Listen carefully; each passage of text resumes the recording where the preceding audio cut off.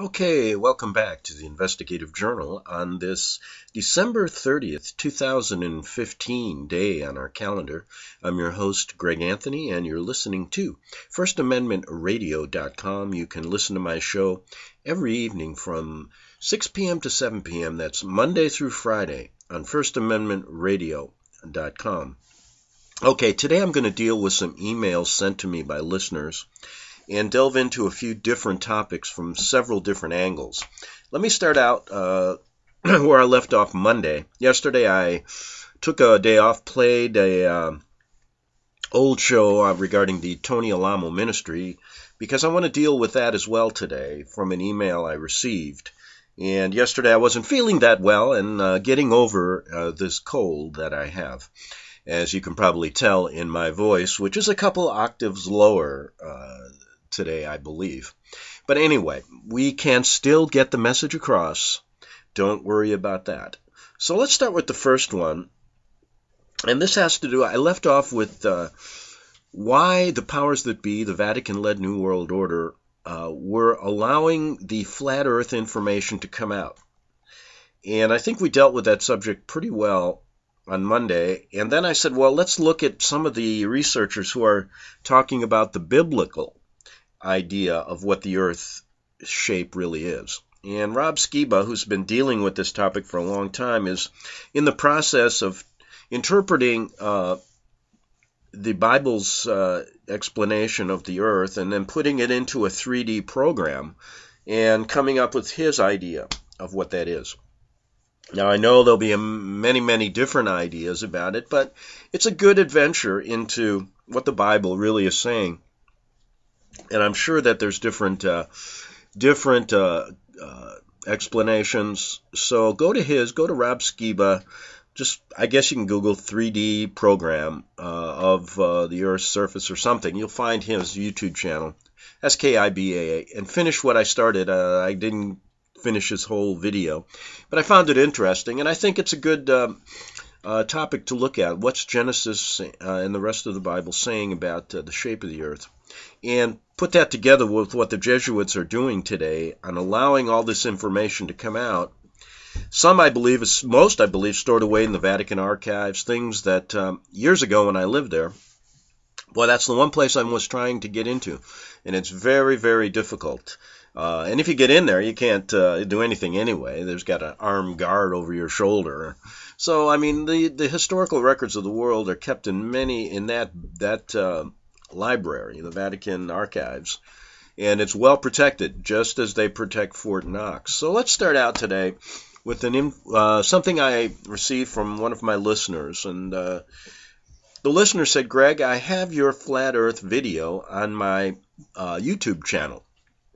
Now, just to give you an idea, I did an 18-minute journalistic third-party look at this, and I thought it'd be something that would be interesting, looking at it from somebody that isn't an opponent or a proponent of the shape of this earth. And I'm more interested in why you've seen this unbelievable, I mean, if you start Googling the subject, the last 2 years, it's just blossomed on the internet. And so I know that it's controlled opposition getting the first strike in. And my question is always, why do they want to do this? And so we tried to answer that Monday. Let's go back to my show at arcticbeacon.com, or you can still get it at FirstAmendmentRadio.com. Now, this listener says, this jerk wrote this about you. And I guess the jerk's name is Jazzaconda. I love these people. They never use their real name. Well, I mean, what is a name? I mean, for example, people that want to find me go to Greg Anthony or Greg Anthony and my last name, Szymanski. And I just dropped that usage of the last name because, first of all, one, it was difficult for many people to pronounce. And two, I have it's just kind of a symbolic way of telling people that that's my Christian name, Greg Anthony, not the surname. Okay, so as a journalist, here's what this guy said about me. He said, as a journalist, can you research reality? Because you're currently in paranoid land, which as best as you'd like to think is reality. It isn't. Take it easy. Slow down. So instead of me commenting on that, why don't we look what the listener was saying? The listener was saying regarding my listener. She said, I wrote back to him stating that is what Jazzaconda, what you have done. What have you done? I went to your channel and you have not done one video. You take other people's videos you like, and then you have the nerve to go to someone else's channel and make false claims. Get a life. And I added this comment, says the listener to me. Walk a mile in Greg's shoes before you judge him. He was an investigative journalist in Rome during the 80s for 7 years. He has been in this profession for many years. Do you really know who is controlling the New World Order? That, says my listener, was a response to this jerk. Hopefully the stupid, incorrect, flat earth psyops will lead people like you who say everything NASA is a lie to finally realize the obvious, which is that the biggest deal is to really understand the Bible and what it says, and that everything that NASA says is completely opposite, if you really want to look at it that way. So I just wanted to clear that up and thank the listener for standing up for me, because I just thought it was interesting to know why all this information is coming out. And the reality of it is coming out.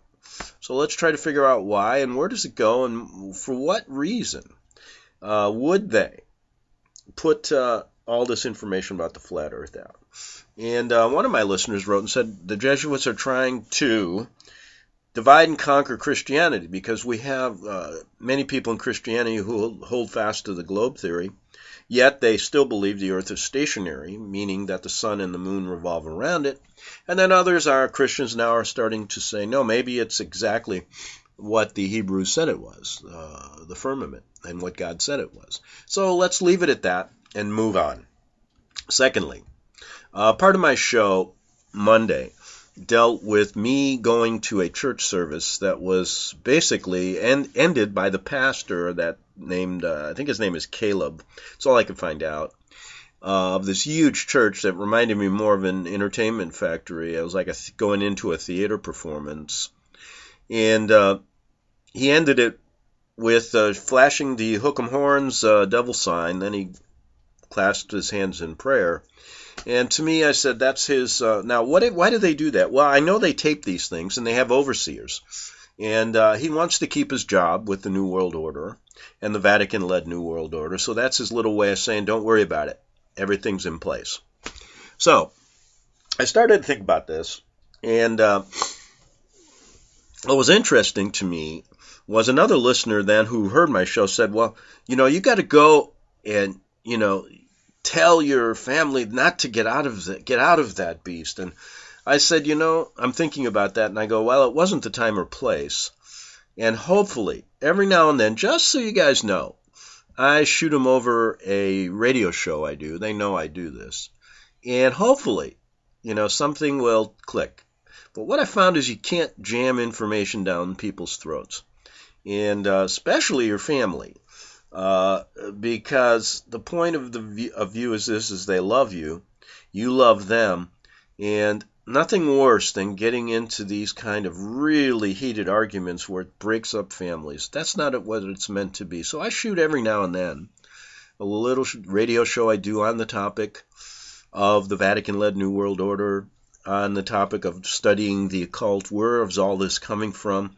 I try to talk about ecumenical movement, what unity that the Vatican proposes is not always what it's cracked up to be, so to speak. And I'm going to play a little question that a guy had at a conference that, before I get into this Tony Alamo story, I want to play this because this really is important in a sense. Because there's this big question. I follow the people that have been persecuted by this organization presently in the world today. The Alamo Ministry is the big one here, and the reason is they've really done a really fantastic job of talking as if they, as the reformers back during the time of the Protestant Reformation did, to enlighten people about this beast. And that to me speaks volumes of what other things they do for people as far as helping them. And it also showed me why they were targeted for 40 years and why the pastor, Tony Alamo, sits in jail for 175 years.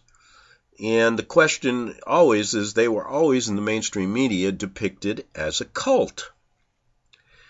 And when I looked at it, I said there's no better. So I started reading about all these different organizations that try to figure out there's books on who are the cults, but they always leave out the Vatican, who could be, as what I think, the biggest cult in the world. Now, in 2011, in one country alone, there were 85 priests found to be abusing children. I think that was in Ireland. That's just one country. Can you imagine if you took the whole world during the last 50 years and you really realized how many of these people have not been prosecuted and all the damage they have done? And I've not seen one Catholic church get shut down. I don't see the government going after their property. I don't see them taking these children and putting them into foster care that go to these schools. And if anybody's in danger of child abuse, it's a kid going to a Catholic school, at least. That's the way I look at it. Now, they turned the table and said that Tony Alamo was dangerous. They said that he was, this Christian ministry was the cult. And I started looking into it and found it to be just the opposite. There was no child abuse ever found, no evidence, but yet over 35 or 40 children were taken away from their parents. The government then, after they ran a kangaroo court in the criminal courts using the Mann Act, and I'm not going to go over this whole story again, you can go back to many of my shows, they never found any kind of direct child abuse with Tony Alamo. In fact, the jury came back with a question to the judge before, when they were in deliberation, and said, if he didn't commit child abuse, can we still convict him? Oh, what the hell is that? I mean, was an amazing case to look at from both a legal and a journalistic standpoint, because I've worked in both professions, have a law degree, and I found that there's worse than a kangaroo court. And so I opened up my hearts to these people and still talk to many of them, and still see that their website is running strong. They're getting over 300,000 hits. They're out still doing the same thing. Tony Alamo gave a Christmas message to people, and although he's spent a lot of years behind bars for I believe framed by the Vatican-led New World Order, it has given me this kind of idea to look into this deep question of how come the Roman Catholicism isn't called what it is nowadays. And the reason is they have the power, they have the way to change education, they have the way to change history. But this one little question came up, and let me check the time here. Plenty of time. This is a couple minutes. Now, this is a conference at Texas A&M University, and it's called the Veritas Forum. And they asked this question, is Roman Catholicism a cult? Now, the answer that Ravi Zacharias gives afterwards, I'm not even going to play because he is really skirting the issue, and although he says some really decent things, he doesn't hit the nail on the head, but the question does.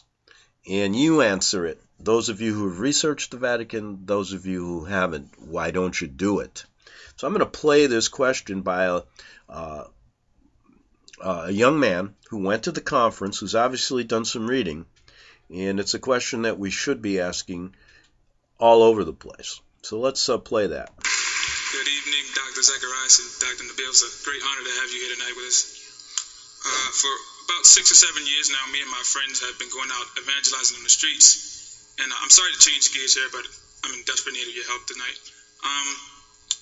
We encounter a lot of groups on the streets, different religious groups, Mormons, Jehovah's Witnesses, things like that. And one group we have a particular problem with sometimes in answering is Roman Catholicism. And so I went back to research Martin Luther and Charles Spurgeon and things like that, and they would call it a heresy. But when I fast forward to now, and I go and read Kingdom of the Cults by Walter Martin, it's not in there. So my question to you is Roman Catholicism another example of how unity does not equal uniformity within the Christian community, or is it a derivative, or is it at its core a derivative from true Christianity? Okay, I'm not going to play the answer, but the question he's really asking is Roman Catholicism a cult? Now, the Ravi Zacharias answered it in a kind of a long-winded kind of way. He did say some nice things about saying unity regarding the Catholic Church is not uniformity, but then it was kind of a milquetoast answer. And so you go to that video, just look up, is Roman Catholicism a cult, Ravi Zacharias? The question becomes, yes, I've dealt with it. I can answer that, kid, right away. Yes, they are a cult. And if you look at their satanic worshiping, all of the signs and symbols, this is a travesty. I'm not talking about some of the good people in Roman Catholicism, but I think if someone really researches their hierarchy, they won't stay in it any longer. That's the point. And Rome and the Vatican does not want that to happen because it lessens their numbers instead of increasing it. So they'll keep you blind to these things. But when you start really look at the definition of a cult, look at the definition of what all their signs and symbols, what their signs and symbols be, their services, everything, and you will see that it is just the opposite. That the Alamo ministry to me was farthest thing from a cult, and the Vatican is. So I just wanted to play that to give you some food for thought, to move into this next email that I got. And this one opens up a lot of things, a lot of topics here. And the one I wanted to mention was there's the girl that sent me this wanted me to be aware of a website. And I think I've seen this before, but I've lost track of what was going on there. But I'm going to read her email to me, and then we're going to look at an article that Tony Alamo wrote, which is quite interesting. And I'm going to give you a reference to go to an amazing article on the Trans-Alaskan Railroad, which is a lawsuit filed by a gentleman that I'll refer to. This was back in 1976 regarding the concentration camp program in America. And it's quite interesting, and they all relate. But she says this to me. She says, there's a Wikipedia site called Category Critics of the Catholic Church. It begins with the letter A, and Alamo Christian Foundation is the second organization up there, not Tony Alamo Christian Foundation. Now, the emphasis here is that if they put Alamo Christian Foundation, I'm saying this, more people would go to that. And when you read I'm going to read to you what they say about him, another slanderous statement. And I believe they put him at the top so more people would go there. And it should have been the Tony Alamo Christian Foundation, because then it would have been down in the T's, because they do this alphabetically. Okay. And she says this, which I figure is so that they can get our church, and she's a member of the Alamo Christian Ministry for 40 years, at the top. Of course, the first paragraph mentions Tony Alamo being convicted as a child sex offender. Perhaps it should be called Exposers of the Vatican, because that is what the Bible is, as well as Pastor Alamo. By the way, neither Tupper Saucy or Eric Phelps or you are on this list, and I guess Tony is the main one they want to nail. Well, of course, and I agree with her totally, because he put together some interesting articles, and his church really exposed the Vatican for what it really is, and it's one of the few organizations in this country that did that. Now, she says, I found a reference in a tract dated 1993 that Tony put out named Intolerance. Last night I looked it up on the net, and I was amazed. Excuse me. You may have heard of the Trans-Alaskan Railroad. Without saying too much, it opened up some genuine evil doings from the Geneva Convention. It was also commented about in Bill Cooper's book. This evil surfaced way back, right after the UN came into existence, and it will be no doubt with us in the near future. What is past in Tony's literature is current today, as I have found. And here's a link to that article by William Pabst talking about the concentration camp plan for the citizens of the United States. And let me just briefly talk about this, and then in the second half hour I want to go to that article that Tony wrote regarding intolerance, and to give you an idea why they wanted to put him away. Now this guy, William Pabst, in April 20th, 1976, after a thorough investigation, I filed a suit on behalf of the people of the United States against various personages that had a key part in conspiratorial program to do away with the United States as we know it. This is a progress report to you. That's the link. Just go to William Pabst, Google it, William Pabst, concentration camp lawsuit or something like that. This is a progress report to you. The plaintiffs, the people of the United States. The civil action number is 76H667. It is entitled Complaint Against the Concentration Camp Program of the Department of Defense. It was filed in the U.S. District Court for Southern District of Texas, Houston Division. The judge responsible for the case is Judge Carl Bowe. Now, who knows if he's still around or if any of these people are. But anyway, it's all down on record here. And go to it because it's quite interesting. And it talks about many, many things in the story. The program, how they're putting it together, how they're lying about it, how the courts are covering it up, how this man didn't receive any justice, and this went on for years. And it's a very long document, but well worth reading, and I'll leave it at that. What I want to do in the next segment is go back to that article that Tony wrote regarding intolerance. And you'll see some nice, basically a lot is come to pass that he says in that article that we should listen to. Now, one other thing I wanted to mention. Now, this idea of what this guy was talking about, these concentration camps, nothing is in plain view here. Everything is covered up. And I am amazed when you start looking at the military, exactly how even, probably some of their plans are, even passed down to them. They don't understand what's going on. So we have to look at this thing as a progression to basically usurp the freedoms that are in the Constitution of the United States, freedoms that were put there so that the enemy could get within the gates of this country and destroy it from within. And that is something that the Jesuits are pretty good at. When you realize, going back into their history, they were the first organization to translate Sun Tzu's Art of War back right before, by the way, the American Revolution.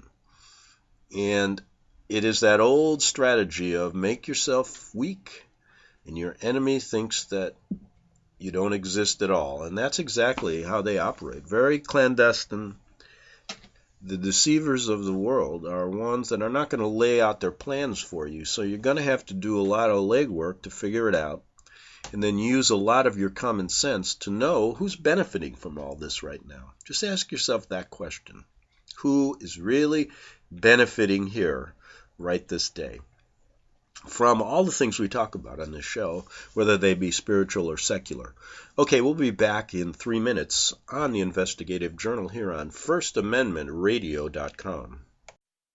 Visit crosstheborder.org, CROSS, crosstheborder.org, to get your print, EPUB, or PDF version of the book, The Rapture Will Be Canceled. That's crosstheborder.org. I know you all want answers, and believe me, so do I, and I'll do my best to get them. Despite Nicolas Cage's promise to do his best to get left behind rapture answers for us, don't hold your breath. Not everyone believes Left Behind is true prophecy. Some may even regard as conspiratorial the mainstream re-release of the Left Behind movie with actor Nicolas Cage portraying the main character as an attempt to further reinforce in the minds of all this perception of false prophecy in order to condition the masses for the play about to begin. If you want true Bible prophecy answers, get the book, The Rapture Will Be Canceled. The author exposes the Latin rapture origin, the 7-year tribulation deception, true Bible revelation of Daniel's 70 weeks, the abomination of desolation, the restrainer, America in the Revelation, the image of the beast and the mark of the beast, and the truth about God's chosen people, and so much more about Bible prophecy. This book will shatter the left behind paradigm of future events. Get the book, The Rapture Will Be Canceled. Visit crosstheborder.org, CROSS, crosstheborder.org, to get your print, EPUB, or PDF version of the book, The Rapture Will Be Canceled. That's crosstheborder.org.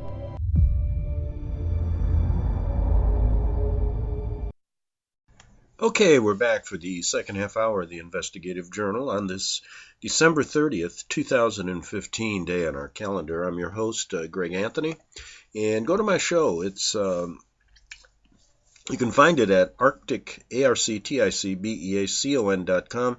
Go back 10 years if you'd like and start piecing all these things together. You'll find it quite interesting. And that I got an email. I get these many times from old listeners, people who years ago were on my show. And I got one from a guy by the name of Walt Stickle. And I remember Walt when he was basically, he used to listen to my show when he was driving his truck as a long-haul truck driver all across the country. And I believe he said this. He says to me, "Greetings, Greg. Just a short email. I have been a guest on your broadcast a long time ago. And below is a link to your 5 broadcasts that you did, December 7th through December 11th. And they fit in on what I had on the page. You can go to his website. I'll give it to you in a minute. But if you scroll to the middle of the page, have the transcript of your interview with Tupper Saucy in 2006. Would enjoy talking to you again. I also have a broadcast of my own now and a website at www.granddesignexposed.com. And then he gave me his phone number and Skype, and I'll give Walt a call. And he said, keep on, keeping on, Walt and my dog, Sammy. So I'm glad to hear that Walt progressed and has now got his broadcast of his own. And be nice to talk to him again. I just wanted to bring that up. But the main thing I want to do in this half hour is read the article that Tony Alamo wrote back after the Waco incident. And it's called Intolerance. And there's some interesting things here. Just listen and then make up your own mind. If there are any questions that come up, email me and we'll talk about it. So he says this: liberty for all and the personal rights of the individual, protected from the whims of the masses of the power of kings, is what the American Republican form of government is all about behind the scenes. And what he means by that is that's really the foundation, that if we look at it, that's really the foundation of what this country is about. But the usurpers of this are using that document to hide behind both that freedom that we've given and using that document to take it away from us, as well as hiding behind Christianity and Jesus. That's just my interpretation. Now, he goes on and says that form of government, the republic for which we stand, was officially laid to rest on April 19th, 1993 in Waco, Texas, and the fascist police state ushered in when government stormtroopers deliberately gassed and incinerated 86 men, women, and children of the Branch Davidian Church who refused to obey the government's decrees. This premeditated massacre, led by federal agents to exterminate a particular class of people, Christian fundamentalists, it's called in the secular law books genocide, has now created a great schism in the land, which has literally destroyed the public confidence of the people in who they ignorantly thought to be their government. The cry, like, do something about those baby killers, is being heard from coast to coast and from border to border. It will not be quieted by media polls of fabricated data to make the feds into saints, as has been done so many times before, as many saw for themselves what took place and will not be placated by government media propaganda lies. Millions of Americans who at one time saw their government only as a bumbling bunch of idiots now see the federal government, the Vatican government, as a very treacherous foe. They are not about to close their eyes or trust it ever again until accountability has been determined and justice meted out to the guilty.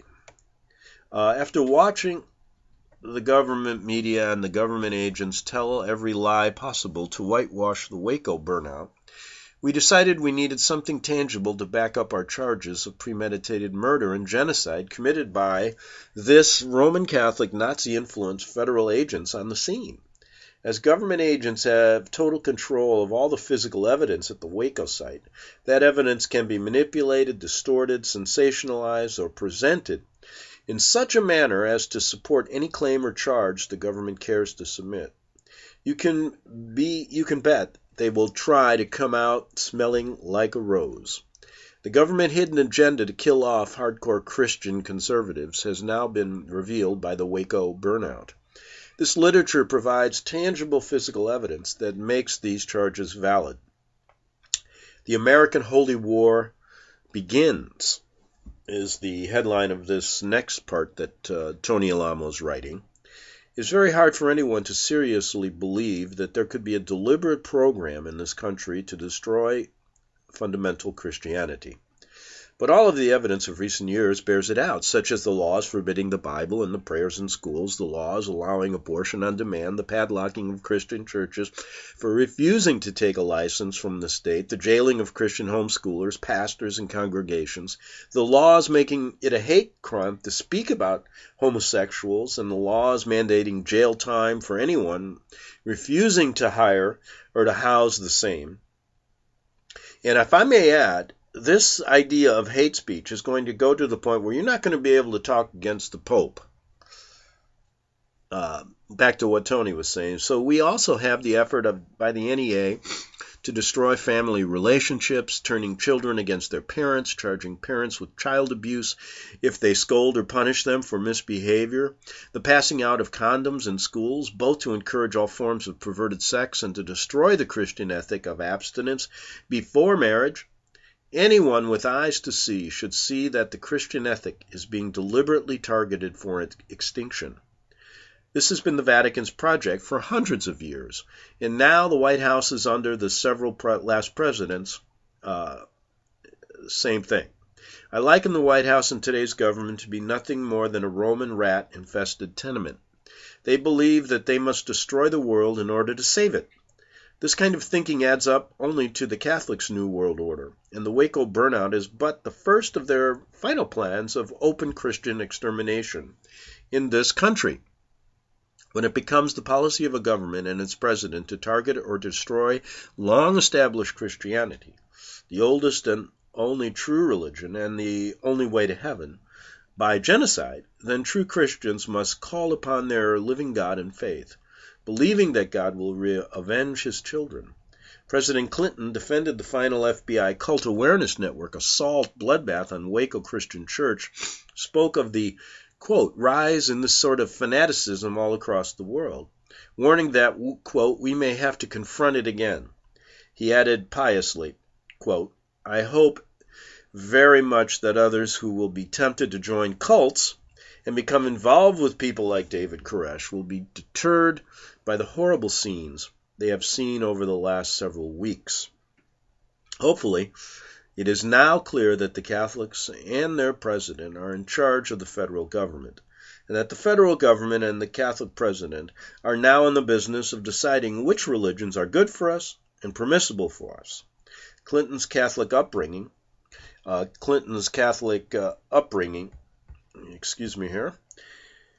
will compel him to attach warning labels on every church that is not Catholic.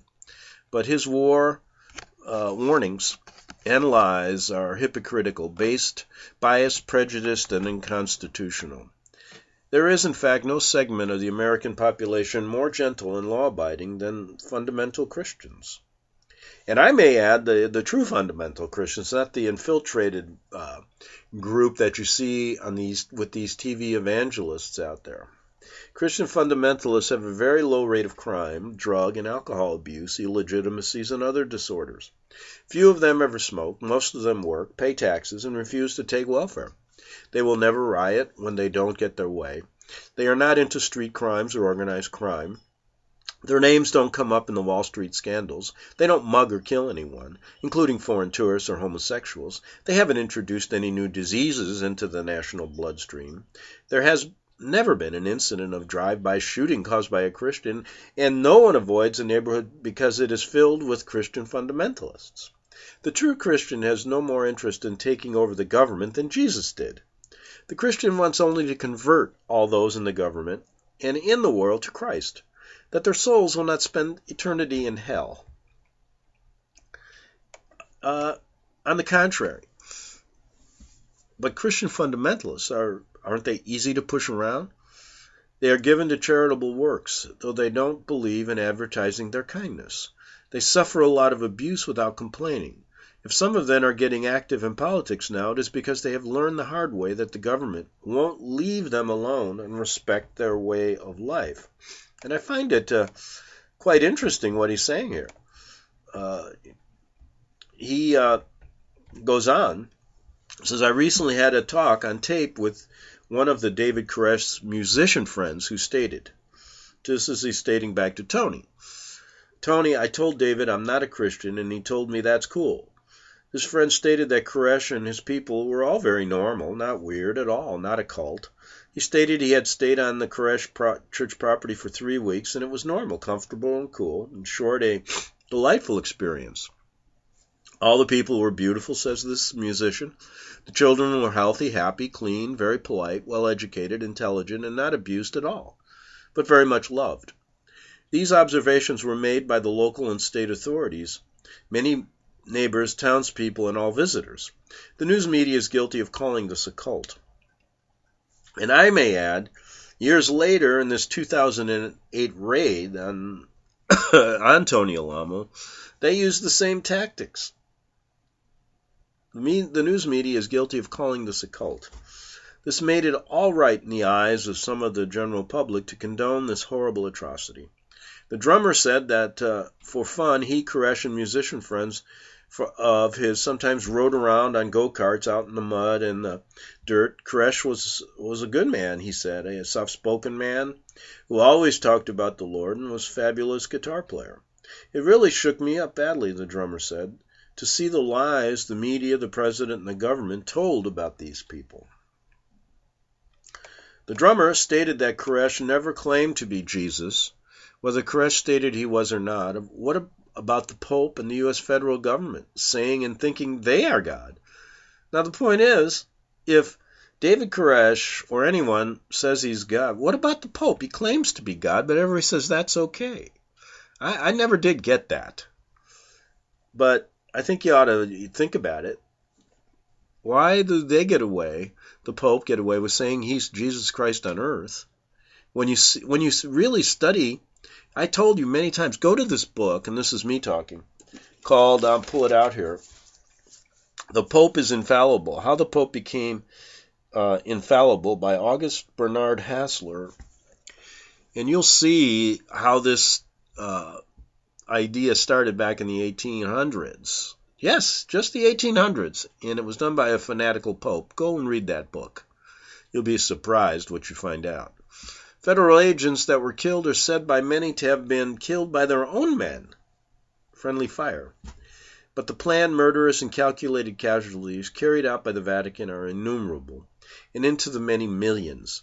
Doesn't this make the Vatican, the UN, and its U.S. federal government the biggest cults? The most dangerous cults? The Vatican with its New World Order. Doesn't this make them the devil's coven? The beast, just as God's word, the Bible, says that they are? Koresh's drummer stated further, quote, he only preached the Bible and loved music. He was a cool guy and always so mellow and nice. He said Koresh told his drummer it was the Catholics and the government. The drummer said he knew this to be true all the time. He stated, David told me but I didn't think this sort of stuff would happen for at least another couple years. It is very horrible, very traumatic for me to lose over 80 good friends at one time. Such nice people. The Branch Davidians weren't bothering anyone. Why was it necessary to disturb them in the first place?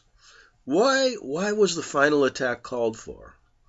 The New York Times headline says in a nutshell, quote, officials contradict one another on the rationale for assault. Attorney General Janet Reno offered child abuse as the reason for the attack that resulted in a score of children's deaths. FBI Director William Sessions denies that child abuse had anything to do with it. Could this be why Sessions is now out? It looks very much as if the government decided in February that the Davidians would be easy pickings for a dramatic operation with media in attendance. Now, if you fast forward to 2008, this is exactly what they did to the Alamo ministry. Back to what Tony's saying. Even when the Bureau of Alcohol, Tobacco, and Firearms knew the Davidians, knew it was coming, it proceeded, evidently assuming that its prey would fight back. That assumption was wrong, and several died on both sides. The government lost face and continued to lose face throughout the siege. Far from worrying about the children inside, it subjected them for weeks to what must have been utter terror, with harsh floodlights and the most unnerving loud noises it could imagine. The welfare of the children was secondary to the regaining the lost prestige of the federal government. The last days of those children are unbearable to imagine. Even the reason for the original raid to most has never been really very clear, has it? The government has quietly backed away from its first story that it suspected illegal weapons conversion, even if that was technically true. It hardly warranted the ultimate price. Obviously, it was easier to attack an isolated rural church in Texas than to raid the Crips and the Bloods in L.A., though the gangs are at least as likely to possess illegal weapons, and sure enough, more likely to use them on innocent people. When in doubt, attack Christian fundamentalists. Can anyone doubt that if the government had really thought the Davidians were dangerous, it would have to justify them alone? Nothing brings out the raw courage of heavily armed federal agents like a few eccentric religious people out in the country minding their own business. In retrospect, if Rodney King's civil rights were violated in L.A., what happened in Waco?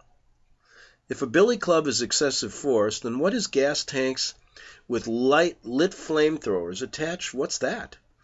If 4 Los Angeles police officers, their adrenaline flowing from their exertions to subdue a resisting large, strong man, use bad judgment in applying force, what kind of judgment was exercised by President Clinton, Attorney General Reno, the Cult Awareness Network, and the FBI in the relative calm of their Washington offices? The Branch Davidians were not a preferred minority, but their civil rights were nevertheless violated. All federal officials responsible should be held accountable for the deaths of the 24 children and 62 adults. The congressional hearing into the extraordinary miscalculation that produced the horror must not become the cover-up dominated by Catholic intolerance towards the Christian faith. The news media, which is the fourth branch of the Catholic UN, government takeover of once sleepy but now arousing America, complains about anyone reporting intolerances of the Catholic cult and its government. They say we Christians are intolerant for merely reporting the crimes that they commit. The Catholic Cult Awareness Network is violently intolerant to every church in the nation that is not Catholic. And the Cult Awareness Network is now the intelligence division of the Alcohol, Tobacco, and Firearms, IRS, FBI, and all the government agencies. This position has been given to CAN by the Vatican to execute its insane tolerances and hatreds against God Almighty, God's churches, God's people, God's Bible, the Son of God's birthday, prayers to God, and everything that is called God. And not all these anti-God intolerances come from the Antichrist himself. Quite interesting, isn't it? Who, by the way, his headquarters are in Rome. We must fix our minds on God's ability to hear and answer our prayers with deliverance from those who are under Satan's control. The Christian who fully serves the Lord matters to God. God's Son died to save us, which proves that God cares for us and our families' souls and our welfare. And I find it interesting, this is me talking now, I find it interesting that we go back to Waco to piece together some of these things. Now, he went on to say, here's a test for you. Is your satanic government conditioning complete? Are you under its evil spell? The Vatican government has for centuries probed and tested people to monitor their level of conditioning towards the Vatican's satanic atrocities, meaning their level of the Vatican's numbing down and dumbing down, their shocking and their appeasement process, for this is how they determine the level of Rome's tyranny the people are ready to accept. If your tolerance level to the Waco burnout was mild, and not expressed with outrage or open hostility towards the Roman government, then your mental and emotional conditioning is sufficient for them to move on to the next atrocity. Now, I'm just going to break in here, but isn't that really, look back away, and if they're conditioned, and how many atrocities have occurred since then? And we seem to be conditioned for it, right? And remember, Tony says, President Clinton stated that you can expect more of this from the president's papal-led regime, which for sure will be much more spectacular. The pontiff's wizards of dumb and numb, shock and appease, 2 steps forward and 1 step back, 2 steps forward and 1 step back, who like to destroy and apologize, and then destroy and talk about it in the kind of that devil's propaganda method, news media method, have molded you into the perfect zombie. And they will pluck and use you for their own wicked purposes whenever they desire. If we before God have been humbled as true Christians must be, we can ask a logical question, can't we? What are we going to ask God to do about the Waco burnout and this advanced and awakening discovery in America of Roman policy, Catholic policy of genocide against Christians, against good people, by this Roman Catholic Jesuit-trained Clinton administration? The Vatican would like nothing better than to go directly to the police state and totally suspend the Constitution. There are bills in the Congress right now, this very year, that would make that possible if the Jesuit-infested Congress passes them. S8, the Crime Control Act of 1993, is the most diabolical. It makes speeches, writings, and assemblies of people who into terrorist acts if the government decides to target you.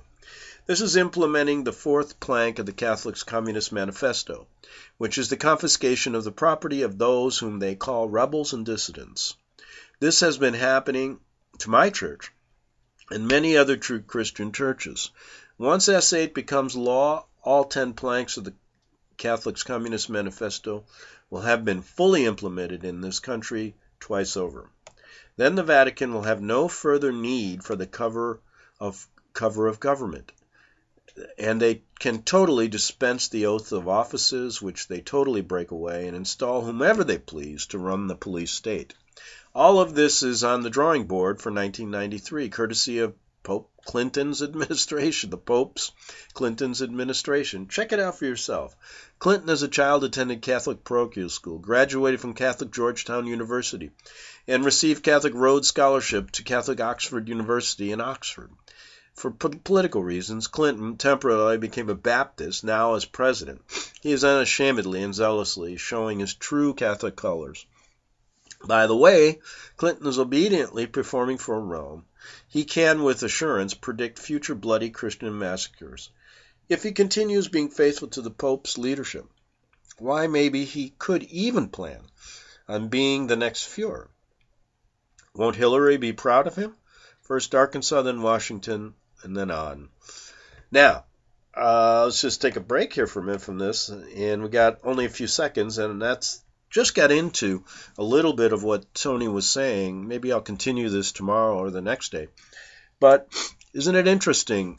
The Clintons, I just read today that Bill is going to be out there on the campaign trail for Hillary. So what's the difference? He's still around.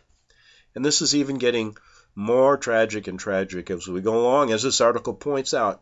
And what this article really shows me is why they really targeted Tony, because he hit the nail on the head here many times with his words, and this is just the beginning of what he was writing here, and I've got more to go into.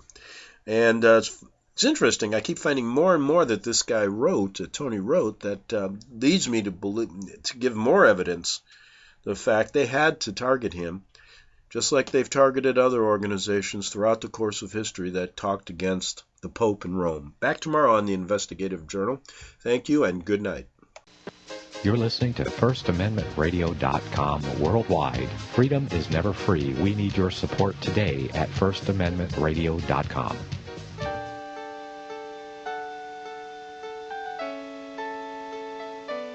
The program you are listening to is 100% sponsored by you, the listener, on this First Amendment Rights Media channel. You will notice that there are few commercials on this radio network. There's a good reason for that. Corporate advertising dollars come with strings that limit program content. So without your help, these programs cannot continue on internet or our several affiliates. If you benefit by the educational law programs, we ask you to give. If you are admonished or nurtured by the Bible and ministry programs, we ask you to give. If some voice a cause that you are passionate about, we ask you to give. If you believe in any of these, we ask you to support them as you would a missionary on a continual basis, as if giving a tithe for missionary radio. These programs are not commercially viable and must be supported by those faithful to the cause of truth. Look for the button to sponsor your favorite programs at our listen and schedule pages on the internet. Then, when you subscribe, we will send you the last quarterly MP3 CD of that program immediately, and continue to do so with each new quarter. We will also give you unlimited archive access to all of our programs. We're asking you to give much less than a tithe, so that you may also send support directly to a particular program host, cause, and anywhere else the Spirit may lead you. Do all to the glory of our God and Creator, for His holy nation, the only kingdom that will last forever. Thank you for listening.